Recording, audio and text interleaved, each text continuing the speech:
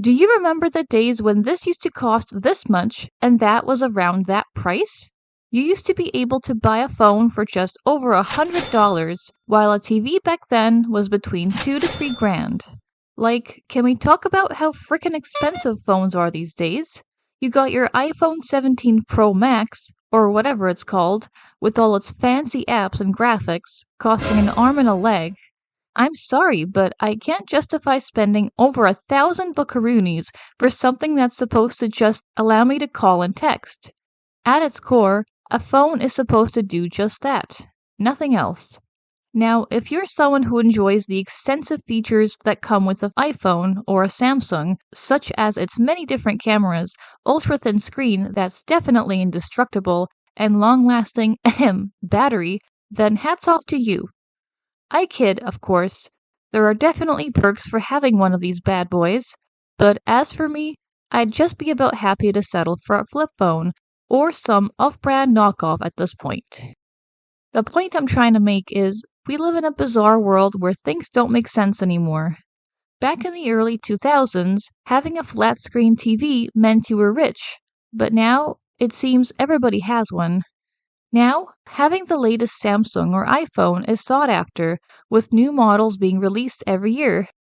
Here is what doesn't sit right with me. Apple literally admitted years back that they slow down older phones through software updates. They initially said it was to prolong battery life and make phones last longer by making them worse.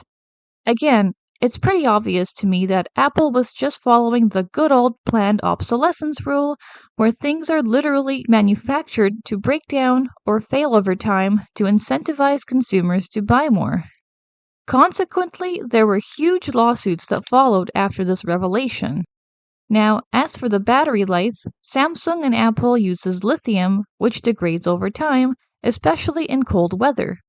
This explains the short lifespan users often complain about, but the benefits of lithium is that they are rechargeable. Sadly, flip phones have the worst battery lifespan of all, which is why I don't have one to this day. If you did anything, whether it's texting, calling someone, or taking pictures, the battery drained within hours. You'd be lucky if it lasted you a full day. On the other hand, flip phones were practically indestructible. You could throw one on the ground, step on it, and it would usually be fine, aside from a few scratches. Nowadays, you throw an iPhone once and the screen instantly cracks. Obviously, to avoid this problem, you would just buy a screen protector, but you never used to need one. Not to mention some of the cool features flips had looked like this. They came in different colors and styles, and you could choose from a Motorola, Nokia, LG, Sony, and others. I specifically enjoyed the fact that my flip phone, which was a Sony, had a physical keypad with buttons. This was years ago, of course.